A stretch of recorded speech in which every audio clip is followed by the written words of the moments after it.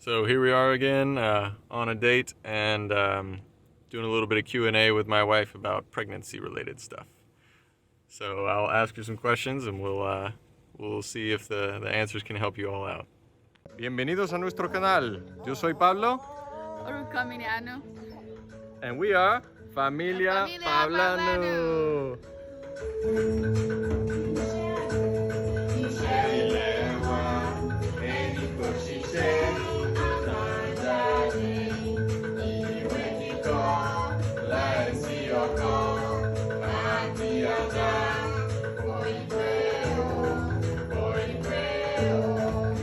Honey, how much calcium do you need in pregnancy?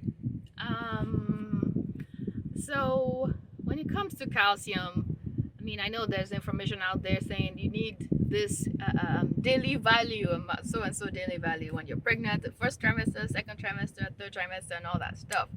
And if we go back to our like first, second, and third pregnancy, I listened to all that, and I'm like, you gotta drink that milk, and you have to eat that fish. What else is out there that it says egg and all this stuff that has all this says, and cheese that has all that calcium. So, but then I saw the side effect of those. So, anyways, we will link a video, make a video about the lifestyle change. So we had changed our foods. We had changed our lifestyle food about 6-7 months before baby Raphael was conceived. So we didn't do dairy, no no meats, no fish, none of those things.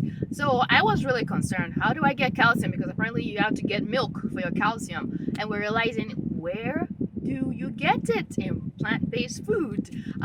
We eat a lot of the beans, the legumes, and the lentils, and we realize those have way more calcium. Yeah, mind blowing. And it's accessible, yeah. Exactly. Bioaccessible. And you don't need any squeezed bottle added calcium in your juice or whatever. You don't need juice. You don't need any of those things. You take it straight from the source. You have your oranges. Think of the fresh fruits and green vegetable. We had a lot of that. So in the first trimester, I listened to my body, whatever whatever I'm craving. I made sure I had beans every single day. There's beans in my food more than one meal per day. So, and I have fresh fruits and vegetable, oranges and your bananas and your avocados also are and nuts, and we love those things. I ate a lot of those foods. And I'm realizing, because if you lack calcium, you will feel it. The thing is, if you lack a lot of things, you will feel it in your body. You will feel, if you eat something wrong, you will swell. And if you're not swollen, you have a headache, you have body aches, things like that. Especially later on when you're lactating. Then you definitely need it. Oh, yeah, definitely. You collapse otherwise. Yeah, so first trimester, I realized I just listened to my body. I ate normal food that we eat with the beans and the legumes and the lentils and all that stuff, and the grains, the whole grains, the brown rice, the quinoa, the spelt, and all this stuff, with the greens and then the fresh fruits. So that was what I needed calcium wise, and I didn't look into daily value or something. When it got to the second trimester and I realized I needed a little bit more, my body told me that, because I was like, I need to have an orange right now. I need to eat something green, I just feel that craving towards that kind of food. I need some beans, because actually I had to eat beans every day. That's where I get my iron and my folate. If I didn't eat beans that day, maybe in the morning, we usually have beans in the morning too. If I don't eat it in the morning, I realize I feel weak and tired. Because I didn't take prenatal, I didn't need prenatal. Anyways, so I realized I need to eat beans in every meal, and that's where my calcium came from. A lot of almonds, a lot of that, a lot of nuts, different varieties. We mix match, put all of these things in our foods. So at the end of third trimester, when I'm supposed to be having acid reflux, I had like a tiny bitty acid reflux. Maybe when I ate maybe some tomatoes or beans, maybe late at night. But I realized it's not enough for me to be chucking Tums. I didn't need Tums. That was a mind-blowing experience for me. I didn't need any supplement or anything to acid, for example. I didn't need any of those things, anyways. So, and we realized that antacid actually, it's got a lot of calcium, and if you have too much calcium buildup in your body, where does it store? It actually stores in the placenta, in the umbilical cord.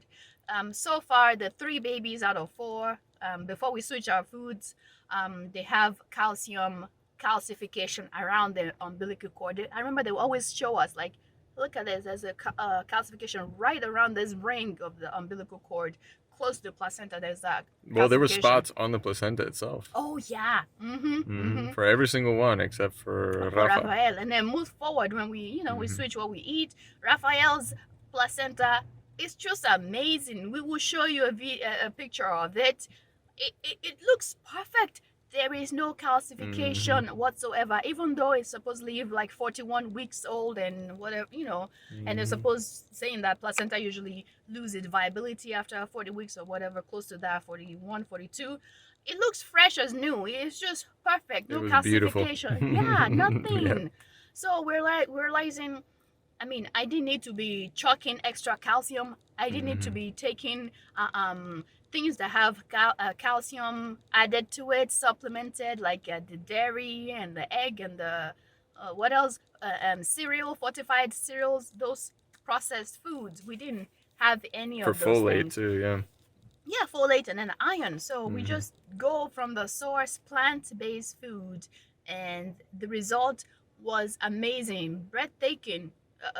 Or what do you call that? It's just amazing to behold, because all the information we see out there was saying, oh my gosh, you're going to be lacking a lot of calcium. Oh my gosh, you're going to be lacking a lot of this and that if you don't do this dairy, and if you don't do this meats also for your iron. I didn't do any of those meats. I didn't do any of fish or whatever. But and supplements in general. Supplements. I didn't do any supplements. I took one at the beginning because I was so scared, like I have to have supplements. I took it for like few weeks in the beginning there, and I realized I just didn't like what it tasted so weird, so I stopped it.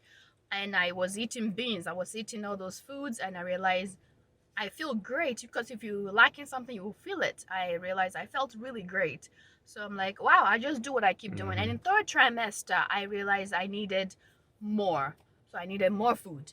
I just chopping on those greens and on those fruits and the more beans, more of everything that I ate before. But it's not me saying that this is my daily value, I'm gonna up it by 20 grams. I just listened to my body and did what it's wanting me to do.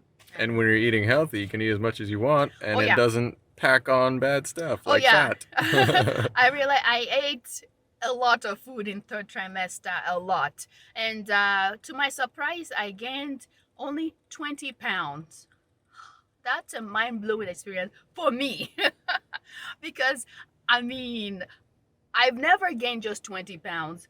And we'll talk about that in another video too. Oh yes, in another video, yes, we'll talk about weight gain in pregnancy. But that's its whole other thing. Oh yeah, oh my gosh, and swelling during pregnancy. That's another video. Anyways, so this is it was amazing to know that you don't need the daily value. You just go with what your body's saying. If you're eating plant-based food, you will get more than enough. We'll talk about that, how you get more than enough. For the first time in my life, I actually got more than enough. It's amazing. And how did you know that? I did a test. Because I did my own prenatals. I did a urine test. A urine test to show how much is it. You have too much glucose. You have too much this or that. Everything was perfect. I didn't have any too much glucose, of course. Everything was perfect except absorbic acid, which is a acid that you find in citrus foods, citrus fruits. I realized for the first time in my life, or during this in pregnancy, that I have too much absorbic acid, which means I had more than enough that I needed in my body. Of vitamin C. Right? Of vitamin C. Yes, usually it wouldn't show. Oh yeah, it was lacking in that. But for the first time, it just showed, like excess. I'm like, oh my gosh. And I didn't take any supplements. It's just from the fruits I was eating. Fruits and the vegetables and the greens and all of the plant-based foods that we eat. It's all in it. We had the healthiest baby yet. And biggest baby yet. It's not whatever you call big is only 8 pounds 7 ounces. So Well, that was the biggest one we've ever had. yes, and I gained only 20 pounds. We'll talk about that weight gain later on. But yeah, this has been the best yet, and you don't need to measure calcium. The daily value dosage for calcium, and then chucking in anti-acid pills to get some extra calcium, or for anti-acid when you stick with the plant-based food.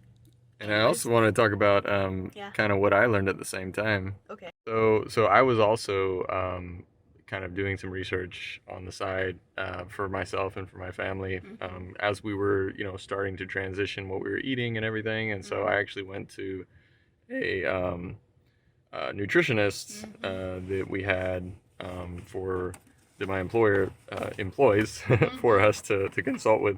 And so I was talking to him, and one of the biggest things, I guess, that came out of it was the concept of like bioavailability, because I never really considered that yeah, something might have calcium in it, something might have iron in it, something might have these different nutrients in it, but that doesn't mean that your body can absorb it. And then when it came to supplements, and we were learning more and more about this, supplements are they're separated out from, it's basically like eating pure iron, eating pure calcium when you're taking these supplements.